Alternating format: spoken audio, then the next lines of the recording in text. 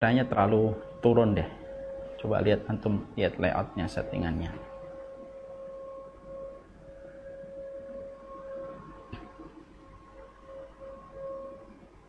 Ya, jazakallahu khair. Kita pada kesempatan hari ini akan melanjutkan estafet tadabbur bacaan Quran. Tentunya kita paham bahwasanya mentadaburi setiap ayat yang ada pada Al-Quran memberi energi kebaikan dalam kehidupan kita. Siapapun yang mentadaburi Al-Quran menunjukkan bahwasanya hatinya tidak terbelenggu dan tidak terkunci pada sesuatu yang membutakan hatinya. Karena Allah tidak menyebut, karena Allah tidaklah menyebut orang yang mereka tidak pernah mentadaburi Al-Quran kecuali sebagai pemilik hati yang terbelenggu. Makanya Allah mengatakan, afala yatadabbaruna al-Quran am ala qulubin aqfaluha. Apakah kalian tidak mentadaburi Al-Quran? Apakah hati kalian terdapat kunci-kunci gemboknya yang menjadikan kalian tidak mentadaburi Al-Quran? Disitulah kita paham, sesungguhnya orang yang tidak pernah mentadaburi setiap ayat yang Allah turunkan, maka itu tanda hatinya terdapat gembok yang akan memisahkan dia dari semua kebaikan. Ini yang pertama. Ini juga menunjukkan kepada kita, tadabbur Al-Quran itu merupakan perkara yang membawa efek banyak kebaikan ketika kita senantiasa mentadabburi Al-Quran pada kehidupan kita sebagai seorang penuntut ilmu. Maka inilah yang menjadikan kita pada kesempatan siang kali ini kita akan lanjutkan apa yang menjadi tadabbur kita yang panjang tentang Al-Quran, terutama ketika kita baru sampai kepada pembahasan surat Al-Fatihah. Kita sudah menyelesaikan Bismillahirrahmanirrahim. Kita sudah menyelesaikan Alhamdulillahirrabbilalamin, Ar-Rahmanirrahim, Maliki Yaumiddin. Sekarang kita akan menuju kepada ayat yang kelima di dalam surat yang selalu kita baca setiap harinya 17 kali, dan surat yang memiliki keutamaan besar pada kehidupan kita sehari-hari. Ayat yang kelima pada surat Al-Fatihah disebut merupakan salah satu inti pada surat Al-Fatihah, sebagaimana perkataan dari Imam Ibnu Qayyim. Inti surat Al-Fatihah terdapat pada ayat yang kelima. Ayat yang kelima berbunyi, Iyyaka na'budu wa iyyaka nasta'in. Ini merupakan salah satu pokok besar di dalam kehidupan agama kita, yaitu adalah bagaimana Allah menyampaikan dan menjabarkan di dalam ayat ini bagaimana kita beribadah kepadanya dan kita senantiasa meminta pertolongan kepadanya. Ini menjadi penting kalau kita menghadirkan beberapa tadabbur pada ayat ini. Salah satu tadabbur yang kita jumpai dan kita dapatkan di dalam ayat ini ketika kita membaca Iyyaka na'budu wa iyyaka nasta'in, maka tadabburnya itu adalah kenapa disebutkan kata meminta pertolongan setelah kita menyebutkan kata ibadah. Maka jawabannya adalah sederhana. Karena sesungguhnya tidak ada satu manusia yang mampu beribadah kepada Allah kecuali sampai dia mendapatkan pertolongan dari sisi Allah. Ini jawabannya. Ya. Makanya akhirnya Allah menyebutkan ayat yang kelima surat Al-Fatihah, Iyyaka na'budu wa iyyaka nasta'in. Nah, sebentar. Nah, tolong suruh matiin dulu. Nunggu saya selesai kajian ya.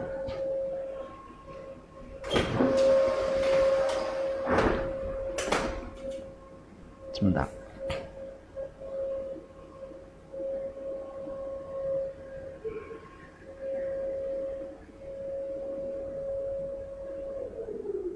Ya.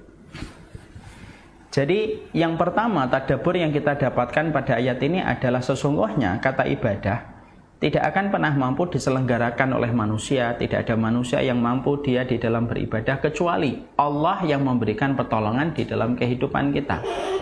Kalau bukan karena pertolongan yang Allah berikan kepada kita, tidak ada satupun ibadah yang mampu kita lakukan dan kita selenggarakan. Kita tidak mampu sholat kecuali karena pertolongan Allah.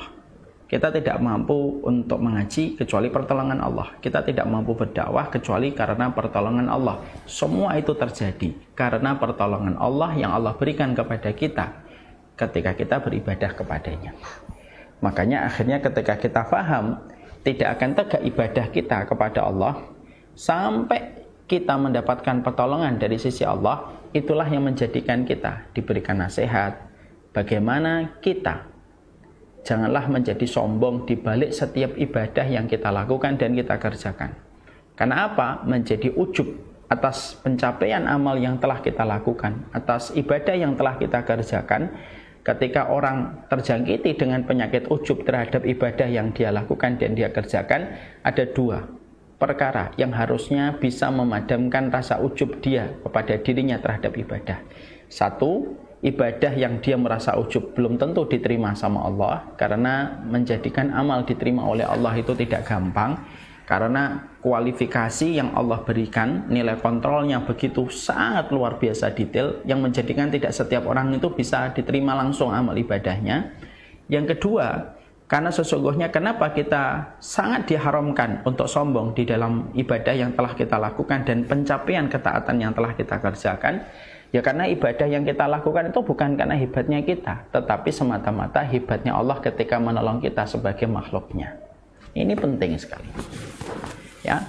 Jadi ketika kita membaca iyyaka na'budu wa iyyaka nasta'in, kita harus ingat ini. Ini ayat untuk menyembuhkan dari penyakit ujub yang ada pada diri kita ketika kita sering melakukan ketaatan dan banyak melakukan ibadah dalam kehidupan kita. Makanya ketika Syekhul Islam Ibnu Taimiyah, salah satu ulama besar, kalau beliau itu merasa ada ujub pada hatinya, ada riya yang menempel pada jiwanya, salah satu di antara salah satu di antara tindakan yang dilakukan oleh Imam Ibnu Taimiyah kalau beliau itu merasa khawatir dengan riya dan beliau merasa khawatir dengan ujub terhadap pencapaian yang telah dia peroleh dalam perjalanan hidupnya, maka dia membacakan iyyaka na'budu wa iyyaka nasta'in sembari beliau mengelus dadanya, iyyaka na'budu wa iyyaka nasta'in, iyyaka na'budu wa iyyaka nasta'in. Kenapa ayat itu dibaca oleh Imam Ibnu Taimiyah ketika beliau merasa terjangkiti dengan riya, terjangkiti dengan ujub? Untuk mengingatkan kembali bahwasanya ibadah yang telah dia lakukan jangan sampai ada ujub, sampai ada riya, karena dua perkara itu sejatinya merusak. Dan tidaklah ayat itu memberitahukan ulang kepada kita, bukan kamu yang hebat dalam ibadah, tetapi Allah lah yang hebat ketika menolong kamu. Ya.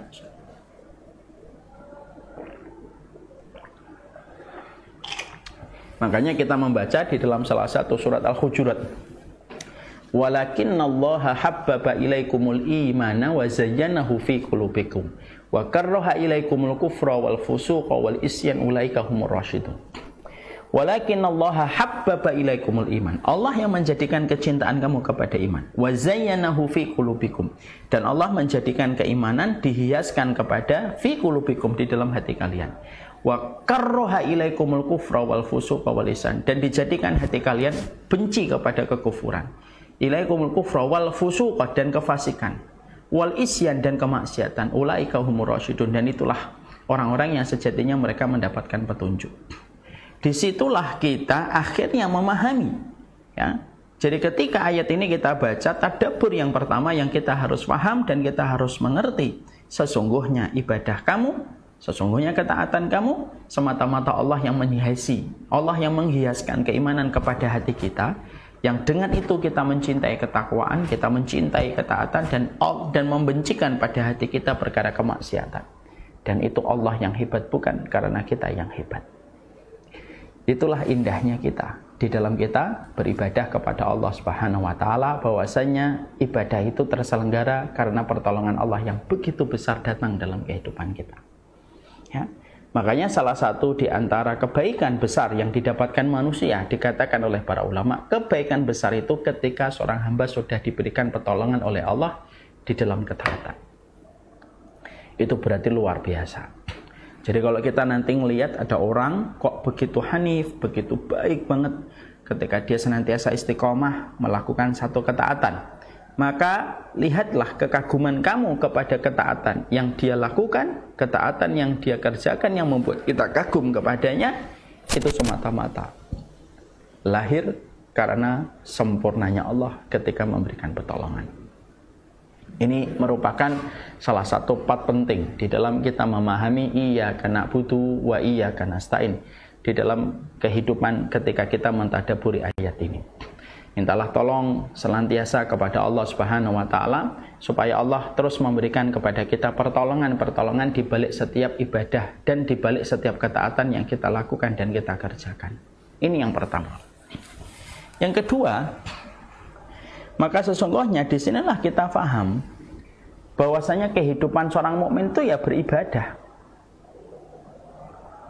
Dan bagaimana menjadikan setiap aktivitas yang kita lakukan itu menjadi efektivitas yang dinilai oleh Allah menjadi satu ibadah.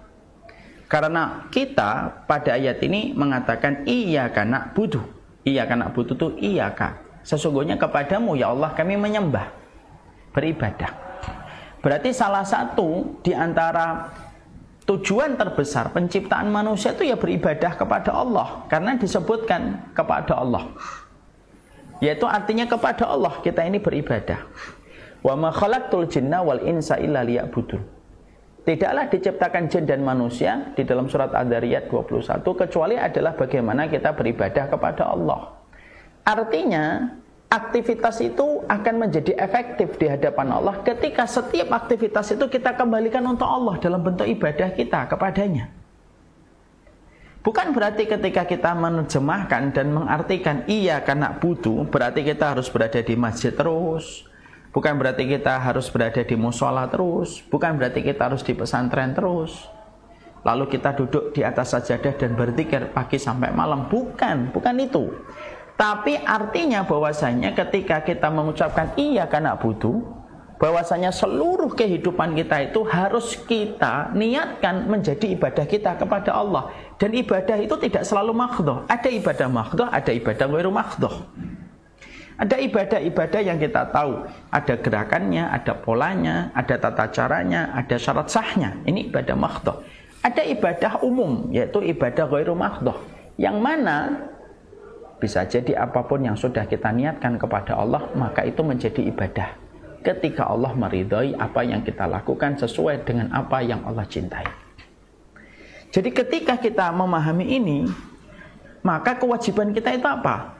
Kita tidak hanya sekedar beraktivitas, tapi mampu mengubah yang aktivitas menjadi efektivitas untuk kita di hadapan Allah, untuk menjadikan semua yang kita kerjakan itu menjadi bagian dari ibadah. Makanya apapun kalau sudah diniatkan semata-mata karena Allah, maka semua itu menjadi ibadah. Bahkan perkara seorang suami ketika mendatangi istrinya, wa fi but'i ahadikum shadaqah. Bahkan ketika seorang laki-laki mendatangi istrinya dan mencampuri istrinya pun merupakan bentuk ibadah yang dinilai sebagai bentuk sedekah. Karena apa? Semua perkara kalau sudah diniatkan karena Allah, maka itu menjadi sebuah ibadah. Makanya kita jumpai dan kita dapati di dalam salah satu definisi ibadah itu, ya. Makanya poin yang kedua ini harus kita kembalikan kepada pengertian kita memahami kata ibadah. Ibadah itu artinya apa sih Ustadz? Ibadah itu artinya adalah ismun jami'un lima yuhibbuhullahu wa yardhah minal aqwal wal af'ali adh-dhahirah wal batinah.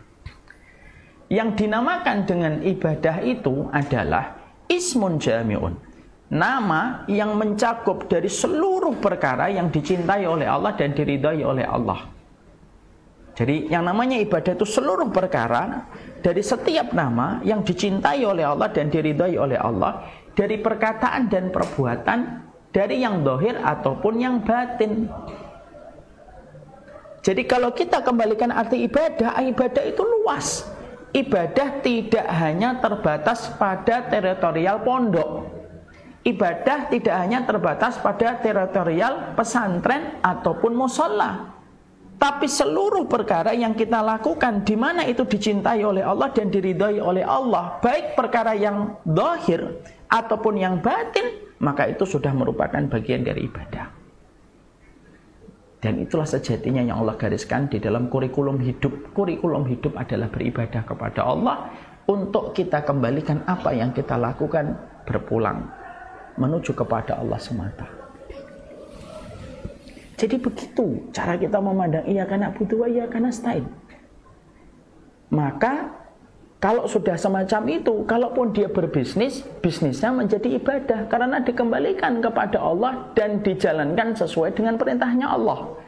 Dan diperoleh profitnya untuk dikembalikan sebagiannya menuju kepada Allah. Kalaupun dia berkeluarga pun atas dasar karena ibadah dia kepada Allah. Kalaupun dia mendapatkan keturunan, anak itu pun dikembalikan kepada Allah, maka semua itu menjadi sebuah ibadah. Dan itu sejatinya nikmatnya kita menjadi hambanya Allah. Nikmatnya menjadi hambanya Allah itu apa? Semuanya itu bisa kita kembalikan menjadi ibadah kita kepada Allah tanpa terikat secara kaku bahwasanya ibadah itu harus berdiri di atas sajadah. Jadi berdiri, yang namanya ibadah itu tidak kaku, harus berdiri di atas sajadah. Maka itu baru dinamakan dengan ibadah. Tidak harus di atas sajadah. Bisa jadi tukang ojek yang pergi memakai jaket hijau ketika dia memenuhi kebutuhan yang diorderkan oleh pelanggannya, lalu dia pergi dari pagi sampai malam dengan niatan untuk menjaga keluarganya supaya keberlangsungan keluarganya itu terjaga ketika dia nyari rezeki menjadi tukang ojek, dan supaya keluarganya terjaga dari yang haram. Itu niat yang dia miliki ketika keluar dari rumahnya. Itu pun ibadah. Itu pun ibadah. Dan itu maknanya luas. Makanya maaf ya, saya tidak setuju kalau ada orang yang membatasi bahwasanya orang yang mati tabrakan itu tidak baik. Belum tentu. Ada orang yang mati tabrakan tetapi sejatinya dia mendapatkan husnul khatimah. Kenapa dia matinya mendapatkan husnul khatimah? Ya karena ketika dia keluar dari rumahnya, niatnya itu adalah mencarikan rezeki untuk menjaga keberlangsungan keluarganya. Untuk menjaga keberlangsungan keluarganya, untuk meraih yang halal. Maka bisa jadi qadarullah kalau fulan ini akhirnya kecelakaan, maka sesungguhnya dia mati husnul khatimah, walaupun meninggalnya bersimbah darah di atas aspal. Nah ini yang menjadikan kita memahami, inilah pentingnya untuk hidup seorang mukmin itu bukan hanya sekedar aktivitas, tapi hidup seorang mukmin itu bagaimana menjadi efektivitas. Dan tidak ada perkara yang paling efektif kecuali mengembalikan semua itu karena Allah menjadi bentuk ibadah kita dan transaksi kita kepadanya. Itu penting. Nah ini merupakan salah satu hal yang luar biasa yang sering kita lupakan. Ya hidup itu ibadah. Makanya maaf ya, saya pernah ketemu dengan seseorang anak muda yang baru menikah. Lalu dia berkata, Ustadz kan Ustadz sering ngomong hidup itu ibadah. Betul. Lalu dia ngomong, maaf Ustadz, lah kalau kita hidup itu ibadah, lah terus kapan kita kerja nyari dunia? Padahal kan kita hidup di dunia bagaimanapun kita butuh uang Ustadz. Gitu. Jadi beliau itu agak meragukan kalimat hidup itu ibadah. Lalu saya sampaikan, apa sih yang antum persepsikan dan antum simpulkan bahwasanya hidup itu ibadah? Ya berarti kalau hidup itu ibadah ya dari pagi kita ke masjid, nggak keluar kecuali siang, pulang sebentar, makan, nanti zuhur balik lagi ke masjid. Nanti akhirnya kita sampai menjelang sore, sebelumnya makan siang, terus saja kayak gitu. Salah. Hidup itu ibadah sebagaimana yang kita baca pada ayat iyyaka na'budu wa iyyaka nasta'in. Itu karena sesungguhnya itu ibadah adalah artinya semua perkara kalau sudah kita niatkan kepada Allah, maka itu ibadah walaupun kita tidak sedang berada di masjid dan walaupun kita tidak sedang berada di atas sajadah. Kalau kita lakukan sesuatu karena Allah, maka itu sudah menjadi ibadah. Ya. Ya. Misalnya nih, contoh nyata nih, saya punya pondok IT, ya, berbasis tahfidz sama IT. Dosen-dosennya mereka mengajarkan ilmu IT kepada para santri supaya mereka siap ditempatkan di tim dakwah dimanapun dan kapanpun. Ketika murid-murid saya yang mewakafkan ilmunya dalam bentuk mengajar, yaitu wakaf profesi, apakah itu tidak ibadah? Ibadah. Kalau diniatkan karena Allah itu ibadah. Jadi tidak boleh kita mengalami penyempitan makna sebagaimana kalangan sekulerisme pingin menjebak kita supaya kita terkena sindrom pemikiran bahwasanya ibadah itu hanyalah teritorial tertentu di tempat-tempat yang sempit. Ya, oh ibadah itu di masjid. Nanti makanya kalau sudah bicara tentang negara jangan ngomong agama. Oh, ketika di pesantren ngomong agama, ngomong ibadah. Kalau di kantor ataupun di tempat hobi-hobi yang kita miliki, jangan ngomong tentang masalah agama. Itu ibadah ala sistem sekularisme yang membangun bagaimana pemisahan antara kehidupan dengan kehidupan agama. Padahal tidak bisa kayak gitu. Ibadah itu artinya luas kok. Ya, jadi arti ibadah itu ismun jami'un lima yuhibbuhullahu wa yardahu minal aqwal wal af'ali adh-dhahirah wa batinah. Seluruh nama yang mencakup dari seluruh perkara yang Allah cintai dan Allah ridhai, baik perkataan dan perbuatan, maka itulah bentuk ibadah kamu kepada Allah semata. Itu bentuk ibadahmu kepada Allah. Jadi Masya Allah itu. Ini yang menjadikan akhirnya kita berpikir ulang. Jangan pernah sampai kita memiliki pemikiran sekulerisme. Menempatkan bahwasanya ibadah itu ya hanyalah kaku di atas sajadah ketika kita duduk berzikir dan membaca Al-Quran. Lalu selain itu tidak menjadi ibadah kita kepada Allah. Salah. Semua perkara yang diniatkan karena Allah itu menjadi ibadah. Ya. Nah inilah bagaimana, sekali lagi poin yang kedua kita tutup dengan sebuah kata. Dari sebuah aktivitas menjadi efektivitas ketika kita paham. Ya iya karena butuh, iya karena beginilah kita hidup untuk beribadah kepadanya dan kita meminta pertolongan kepadanya. Ini yang kedua. Ya. Tadabbur yang kita dapatkan di kata iya karena butuh, wa iya karena stain, hidup itu adalah beribadah kepada Allah semata. Yang ketiga, maka sesungguhnya di sini kita diajari untuk betul-betul memurnikan seluruh ibadah yang kita lakukan dan seluruh aktivitas yang kita kerjakan itu hanya kepada Allah dan tidak terjebak kepada proses riya dan proses niatan duniawi di balik setiap ketaatan yang kita lakukan. Di balik setiap ketaatan yang kita lakukan dan kita kerjakan. Allah mendahulukan sebuah dhamir munfasil di sini dengan kata iyyaka. Iyyaka itu artinya hanya kepadamu ya Allah kami menyembah. Kenapa ada kata iyyaka na'budu? Iyyaka itu artinya kepadamu ya Allah kami menyembah. Kenapa ditempatkan di awal? Untuk membatasi kita bahwasanya hanya kepada Allah yang kita harapkan. Makanya pada salah satu ayat wa ila rabbika farghab, kepada Allah kita ini betul-betul berharap. Ini memberikan kepada kita bahwasanya pada kehidupan kita yang selalu harus kita jaga adalah kemana hati kita mengarah, kemana hati kita mengarah ketika kita di dalam kehidupan kita beribadah. Ada orang yang dia hidupnya beribadah, tapi ternyata niat yang dia miliki bukan untuk Allah. Niatan untuk mendapatkan pujian, niatan untuk mendapatkan riya, yang menjadikan mereka ketika pada saat itu, yang menjadikan mereka di dunia itu ternyata bukan iya karena butuh. Beribadahnya bukan karena Allah, tetapi beribadahnya karena riya ataupun mendapatkan keuntungan pada profit duniawi. Nah, ini sudah salah ini kalau sudah. Makanya Allah membatasi pada ayat ini. Kenapa disebutkan bukan na'buduka wa nasta'inu bika? Kan begitu secara gramatik, secara kaidah nahwu. Tapi kenapa yang disebutkan iyyaka na'budu? Hanya kepadamu. Ya disebutkan kata dulu. Hanya kepadamu ya Allah kami menyembah. Ada kata iyyakanya dulu baru na'budunya. Bukan na'buduka kepadamu atau kami menyembah kepadamu ya Allah. Bukan na'buduka. Yang kita sebutkan adalah iyyaka na'budu. Kepadamu ya Allah kami menyembah. Kenapa didahulukan kata kepadamu ke Allah duluan, baru disebutkan kata ibadah itu kepada Allah? Karena sesungguhnya kata iyyaka na'budu, kepadamu ya Allah kami menyembah, untuk memberikan pengertian secara prioritas. Seluruh yang kamu lakukan itu harus yang menjadi tujuan terbesarnya itu Allah, bukan untuk mendapatkan pujian, bukan untuk mendapatkan niatan duniawi. Di balik semua apapun yang kita lakukan.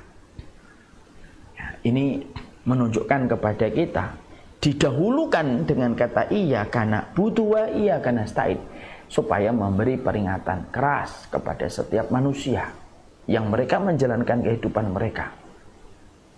Jangan niatkan apapun ibadah yang kamu lakukan itu yang seharusnya ditujukan hanya kepada Allah, kamu niatkan untuk mendapatkan duniawi ataupun mendapatkan riya, dari puja-puji mulutnya manusia.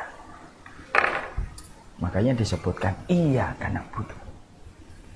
Orang yang pertama kali naudzubillah min dzalik masuk ke dalam nerakanya Allah dan dijebloskan ke dalam nerakanya Allah bukanlah mereka, bukan mereka yang berzina, bukan mereka saja yang minum khamr, tapi sesungguhnya yang dijebloskan ke dalam penjara dan tirani neraka itu pertama kali adalah orang yang mereka tergelincir masalah niat dan prioritas yang ada pada hatinya. Ketika niatnya pujian, niatnya pengen dipuji pemberani, niatnya pengen dipuji sebagai orang yang dermawan, niatnya pengen dipuji sebagai orang yang alim, itu yang menjadikan akhirnya mereka tergelincir masuk ke neraka. Allah ngajarin kita pada setiap salat kita, diajarin oleh Allah. Ketika kamu membaca ayat yang kelima pada surat Al-Fatihah, iya kan? Berarti langsung kamu itu hanya kepada Allah. Jangan sampai ada yang memalingkan kamu dari jalannya Allah. Na'budu, hanya kepada Allah kami menyembah, di mana kita betul-betul hanya menuju kepada Allah di balik seluruh ketaatan dan di balik setiap ibadah yang kita lakukan dan kita kerjakan. Ini mewanti-wanti ayat ini supaya jangan sampai iya dunia atau iya nas atau hanya kepada dunia atau hanya kepada materi atau kepada manusia kita beribadah. Karena ibadah itu banyak sekali yang menggelincirkannya dari apa yang bisa diterima oleh Allah. Dan itu yang Allah ajarkan kepada kita setiap kita membaca surat Al-Fatihah. Allah mengajarkan kalau kita betul-betul memahaminya dengan tadabbur yang betul-betul tadabburnya itu sempurna, maka kita akan selalu disadarkan oleh Allah. Bahkan di dalam sholat kita disadarkan, iya Kak, hanya kepadamu ya Allah. Bukan karena duit, bukan karena proyek, bukan karena kekayaan yang aku pengen peroleh, tetapi hanya kepadamu semata. Kami beribadah dan sesungguhnya hanya kepadamu ya Allah kami meminta pertolongan. Ya, maka disitulah kita akhirnya memahami betul. Ini poin yang ketiga. Mendisiplinkan bahwasanya kepada setiap manusia, pada setiap apa yang mereka lakukan dan setiap apapun yang mereka kerjakan, fokusnya itu hanya kepada Allah. Orang yang mereka paling beruntung adalah mereka yang senantiasa memahami perintah ibadah itu selalu disertai dengan perintah keikhlasan. Di dalam surat Al-Bayyinah, "Wa ma umiru illa liya'budullaha mukhlishina lahuddin." Kita tidak hanya diperintahkan beribadah. Ini poin tadi kan poin yang kedua, hidup kita itu hanya ibadah kepada Allah. Kita tidak hanya diperintahkan beribadah, tapi kita diperintahkan untuk mengikhlaskan ibadah kepada Allah. Jadi ada dua kewajiban kita. Jadi kalau kurang benar, tadi saya sampaikan di poin 2 belum saya sampaikan. Nah, sekarang semakin mengkerucut. Salah kalau kita itu suka mengatakan begini. Hidup kita itu, kewajiban kita hanya beribadah kepada Allah. Menurut saya tidak salah, tapi kurang lengkap. Hidup kita itu adalah beribadah kepada Allah dan memurnikan ibadah itu hanya untuk Allah. Ya. Itu yang sejatinya harus dilalui dan harus difahami dengan baik. Jadi di situ kita akhirnya memahami poin yang ketiga. Jadi poin yang ketiga mengajarkan kepada kita tentang sebuah arti definisi untuk menjaga hanya kepada Allah. Sudah sering saya sampaikan di banyak kesempatan. Allah itu memiliki sifat ghoyur, Bapak dan Ibu. Sifat ghoyur itu artinya maha pencemburu. Di antara konsekuensi maha pencemburunya Allah itu apa? Allah paling tidak ridho kalau ada hati manusia beribadah kepadanya dan beribadah dengan niat selain Allah. Allah itu paling cemburu. Makanya dijadikan orang kalau ibadahnya sudah diniatkan untuk selain Allah, makanya Allah menolaknya, menampiknya, dan menjadikan bagaikan debu kering yang terdapat di atas batu yang hitam dan diterbangkan oleh angin. Karena apa? Itu konsekuensi sifat bencinya Allah. Dari rasa cemburunya Allah kalau melihat manusia beribadah, bukan fokus untuk mencari keridhaan dari Allah Subhanahu wa taala. Makanya Masya Allah ya, ini salah satu perkara yang sejatinya harus selalu hidup di hati kita ya. Ibadah itu sangat membutuhkan ikhlas lebih daripada apapun di atas muka bumi ini. Hidup itu membutuhkan ikhlas lebih daripada seorang suami membutuhkan istrinya, seorang istri membutuhkan suaminya, seorang anak membutuhkan orang tuanya. Lebih butuh ibadah kita itu harus betul-betul karena Allah. Makanya Masya Allah, ini yang selalu memberi peringatan untuk kita. Allah mengajarkan kita 17 kali di dalam setiap harinya. Bagaimana kita selalu memohon kepada Allah supaya kita diberikan keikhlasan di balik setiap ayat yang kita baca berulang. Iyyaka na'budu wa iyyaka nasta'in. Ini pelajaran yang ketiga. Pelajaran yang keempat dari tadabbur iyyaka na'budu. Pelajaran yang kita dapatkan adalah sesungguhnya ibadah. Tentunya harus paham bahwasanya ibadah itu terbagi menjadi dua. Ada ibadah zahir, ada ibadah batin. Jadi poin yang keempat ini adalah ibadah itu terbagi menjadi dua. Ad-zahirah wal batinah. Maka ibadah zahir itu apa Ustaz? Ibadah zahir itu ketika kamu melaksanakan sholat, ketika kamu melaksanakan haji, ketika kamu melaksanakan umroh, ketika kamu melaksanakan sedekah, ketika kamu melaksanakan dakwah, itu disebut dengan ibadah zahir. Itu disebut dengan ibadah zahir. Ada ibadah yang kedua. Ibadah yang kedua disebut dengan ibadah batin. Ibadah yang kedua disebut dengan ibadah batin. Ibadah batin ini adalah ibadah yang dilakukan oleh rumpun hati dan rumpun jiwa. Ikhlas, sabar, tawakal, memaafkan, ridho, cinta, itu namanya ibadah hati.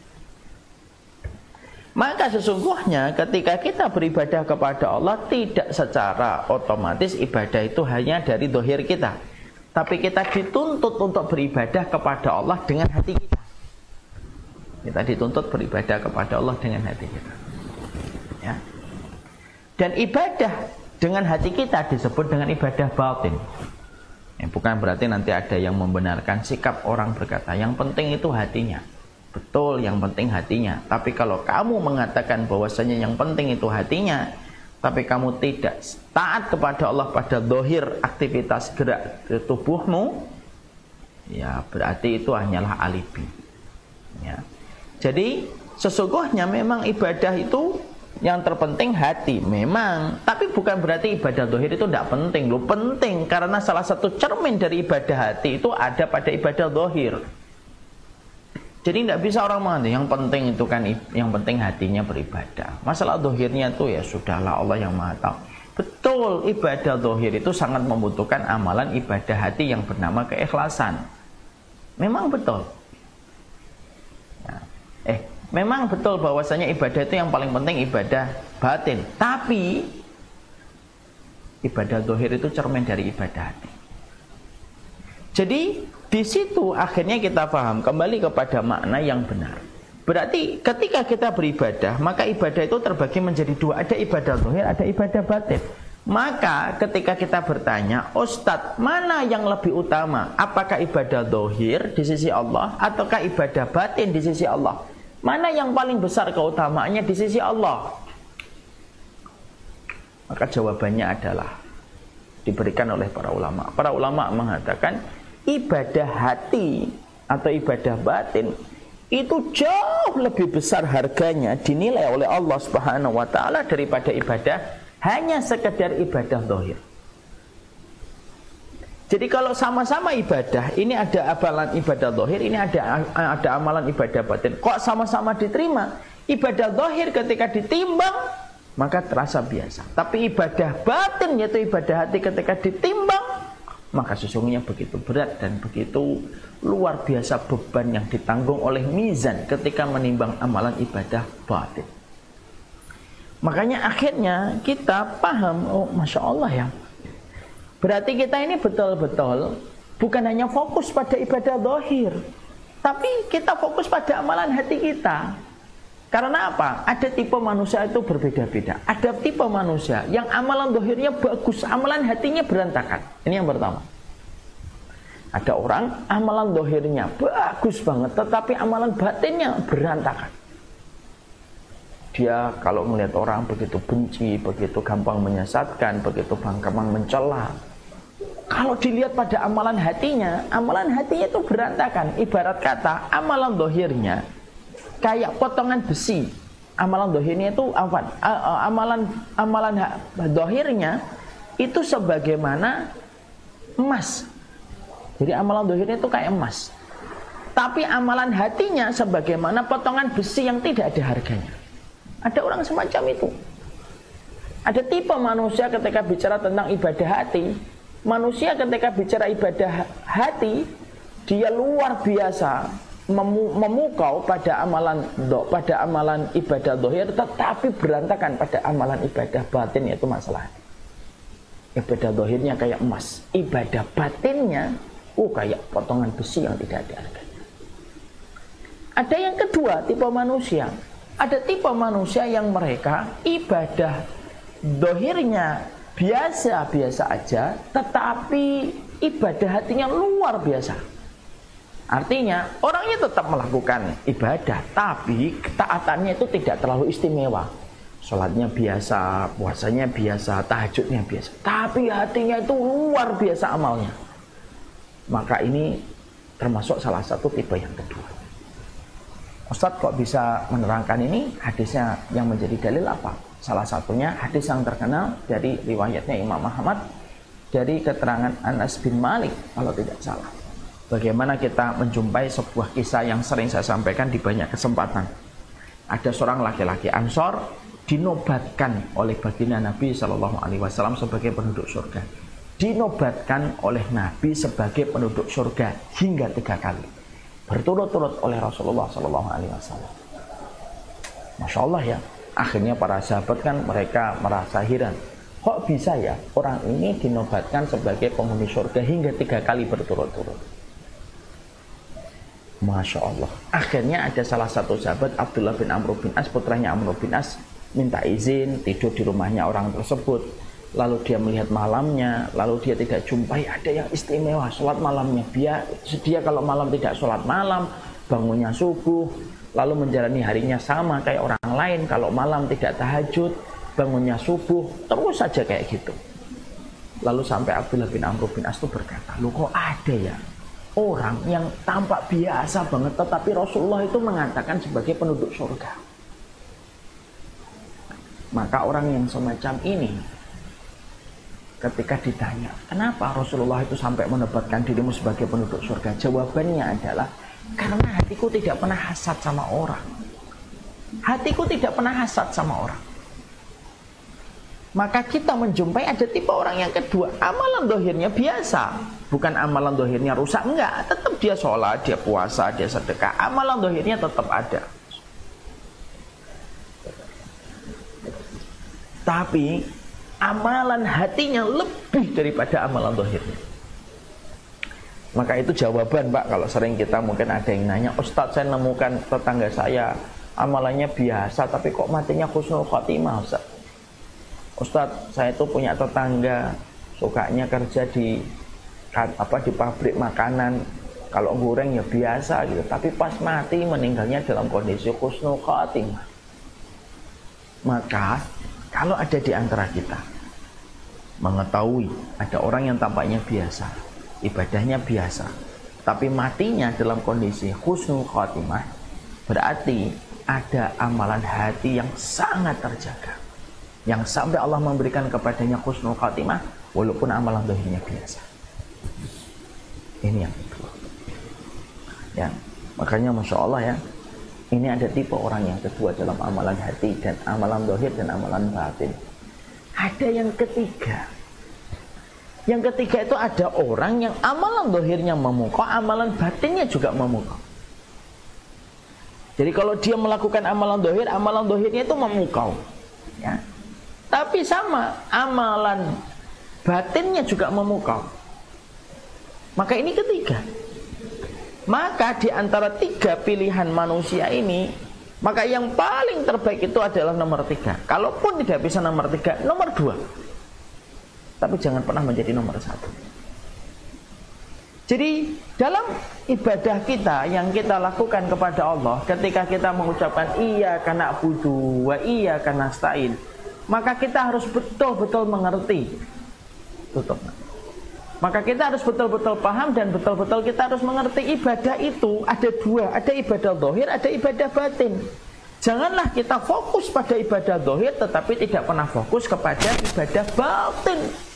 Padahal ibadah batin itu sangat menentukan banyak perkara pada kehidupan ibadah zahir kita kepada Allah. Jihad tanpa amalan hati yang bernama ikhlas, jihadnya hanya menyebabkan seseorang masuk neraka. Sebagaimana kisah yang dituangkan dan diceritakan kembali oleh Rasulullah. Rasulullah itu menceritakan orang yang pertama kali masuk neraka itu adalah si mujahid yang salah niat.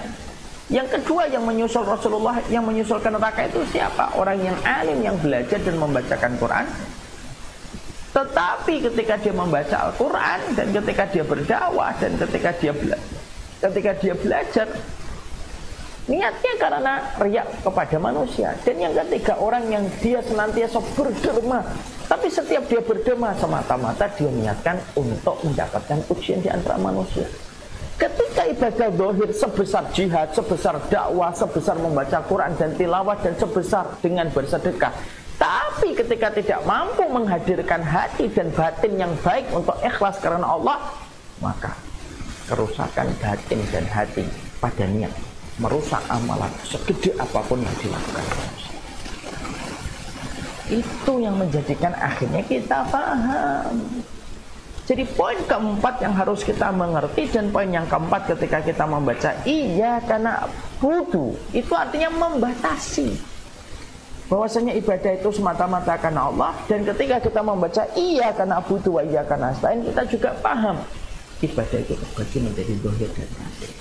Apa amalan yang kamu akan jaga pada ibadah batinmu, maka itu menentukan dan bisa menutupi kekurangan kita pada ibadah zahir. Maaf ya, bisa jadi ada orang sholatnya biasa, bisa jadi ada puasanya orang dia biasa, tapi hatinya bersih. Allah tutupi kekurangan dia pada ibadah zahir.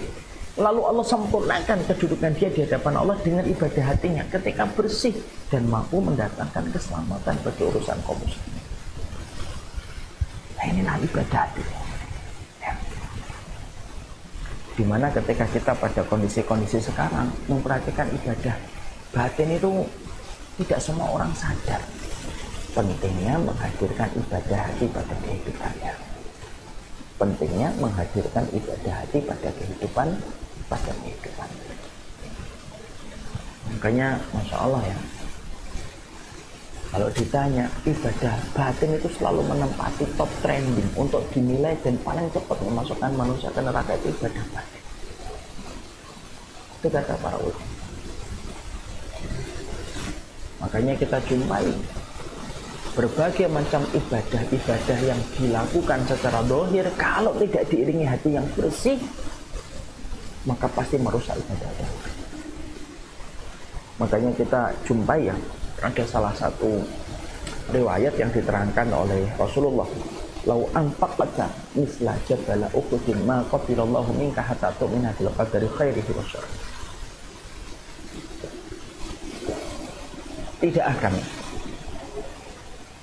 Tidak akan diterima kalau ada orang infak 1 gunung Uhud emas, ada orang infak 1 gunung Uhud emas. Allah tidak nerima 1 gunung Uhud emas sampai di dalam hatinya dia beriman kepada takdirnya Allah, ridho kepada takdirnya Allah, baik takdir yang buruk atau takdir yang baik. Insyaallah ya, ternyata kita menjumpai ada orang infak dengan 1 gunung Uhud emas. Itu amalan kecil atau amalan besar? Secara zahir amalan gede, amalan zahir, berinfak 1 gunung Uhud emas. Tapi kata Rasulullah, tidak akan diterima infak manusia sebesar gunung Uhud emas kalau hatinya tidak beriman kepada takdirnya Allah. Itu amalan hati, itu amalan batin. Ketika dia tidak mau beriman kepada takdir Allah, maka seluruh infak yang dia berikan Walaupun ketika ditimbang, dikumpulkan dan dikonversikan ternyata seberat gunung Uhud emas, Allah tidak terima. Sampai betul-betul dia memberikan yang terbaik di dalam mengimani takdirnya Allah. Ini yang menjadikan akhirnya kita paham poin yang keempat itu termasuk poin yang penting. Jadi ketika kita membahas poin yang keempat, ketika membaca iyyaka na'budu wa iyyaka nasta'in, satu, kamu harus tahu ibadah itu semata-mata karena pertolongan Allah. Jangan ujub, jangan sombong. Karena ibadah yang kamu selenggarakan itu karena pertolongan Allah. Yang kedua, ketika kita membaca iyyaka na'budu wa iyyaka nasta'in, kita juga akhirnya memahami betul bahwasanya ibadah itu harus betul-betul cita rasanya murni hanya kepada Allah. Makanya didahulukan iyyakanya. Iyyaka, hanya kepadamu ya Allah kami menyembah.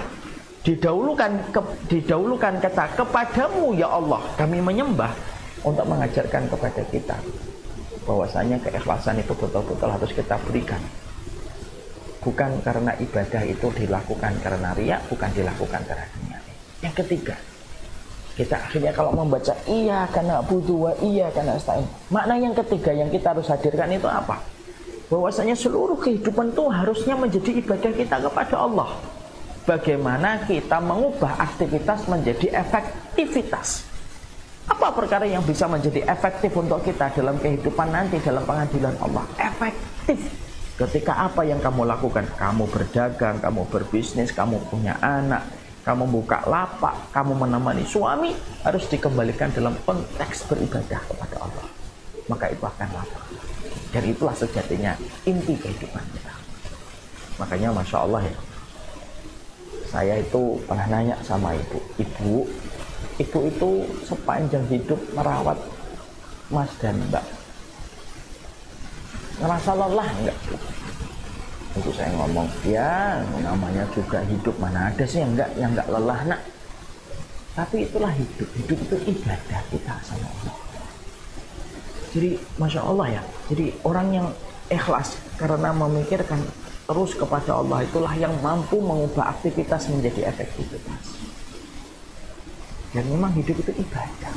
Dan kita diajari oleh Allah, iyyaka na'budu wa iyyaka nasta'in. Kenapa kamu itu tidak membocorkan rahasia suamimu padahal dia sering mengecewakanmu? Ya saya itu menjaga rahasia dia karena ibadah saya kepada Allah. Kenapa sih kamu tidak mau mengambil yang haram? Karena ibadah, karena hidup itu ibadah kepada Allah. Semuanya itu harus dikembalikan kepada kerangka terbaik pada kehidupan fundamental seorang manusia. Untuk beribadah kepada Allah. Untuk ibadah kepada Allah. Itu yang ketiga. Ketika setiap kita membaca iyyaka na'budu wa iyyaka nasta'in, ayat yang kelima, yang keempat, iyyaka na'budu wa iyyaka nasta'in, betul-betul mengajarkan kita bahwasanya ibadah itu bukan hanya zahir ketika sholat, tapi ketika engkau menjaga hatimu, berprasangka yang baik, ridho kepada takdir, ikhlas selalu, mencintai orang mukmin dan kamu paksa dirimu untuk mencintai orang mukmin dan tidak berkomentar kecuali komentar yang baik. Orang mukmin terjaga dari kejahatan lesanmu, kejahatan jempolmu, maka itu ibadah yang dinamakan ibadah batin. Ibadah zahir dengan ibadah batin ketika digabungkan lalu ditanyakan mana yang paling utama antara ibadah zahir dan ibadah batin, paling utama itu ibadah batin. Manusia di dalam beribadah kepada Allah kaitannya pada ibadah zahir dan batin terbagi menjadi tiga. Ada orang yang amalan zahirnya begitu luar biasa tetapi ibadah batinnya berantakan gitu. Dia tidak pernah ikhlas, dia tidak mampu menyapai dirinya dari riya, dia ternyata memiliki masalah di dalam hatinya. Ini ada orang yang luar biasa ibadah zahirnya, dia bisa menyangka untuk bisa merahasiakan apa yang terjadi pada dirinya di mata manusia, tapi Allah nanti akan memperlihatkan gimana kebusukan hati. Ada orang yang kedua yang mereka ketika beribadah kepada Allah, maka sesungguhnya ibadah zahirnya tampak biasa, tetapi amalan batinnya yang luar biasa. Ibadah zahirnya mah biasa-biasa aja, orang menyangka ini apa sih, orang biasa banget. Tapi bisa jadi orang itu mulia di sisi Allah karena kebersihan hati. Dan yang ketiga, mulia zahirnya, mulia ibadahnya. Maka 4 perkara ini yang sejatinya dijaga. Jadi ketika kita akhirnya membaca iya karena butuh wa iya karena stain, tadaburnya ada 4 perkara ini. Nanti insya Allah kita akan bahas gimana kita bisa memperoleh pertolongan Allah. Nah ini menjadi sebuah sebab yang akan kita bahas lagi. Tapi disitulah kita paham betapa pentingnya manusia pada kehidupan. Mereka selalu harus mengingat tentang makna yang harus dihadirkan di balik setiap kata ibadah yang dia kerjakan. 4 perkara. Semoga kita memahami dari tadabbur iya karena butuh wa iya karena stain. Semoga Allah mengarahkan kita kepada perkara yang Allah cintai dan Allah berkahi. Saya ulang kembali, iya karena butuh wa iya karena stain mengajarkan kita jangan sombong di balik ibadah, karena ibadahmu itu pertolongan Allah. Yang kedua, ibadah itu harus murni kepada Allah. Tidak ada ibadah yang kuat bertahan di dunia dan bertahan sampai di akhirat, sampai ibadah itu kita tujukan semata-mata tulus mengharapkan keridhaan Allah.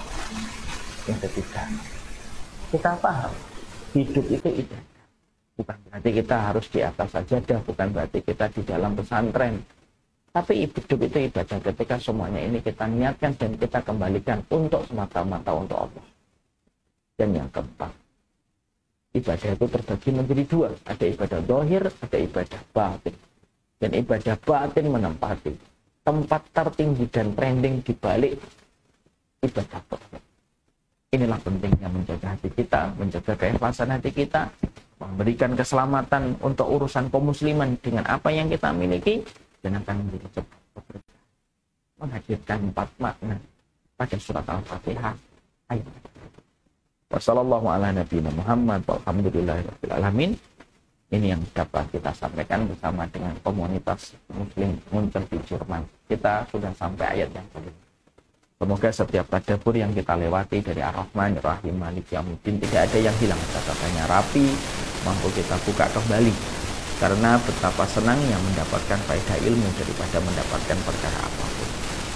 Wassalamualaikum warahmatullahi wabarakatuh. Saya kembali serahkan kepada Mas Safo.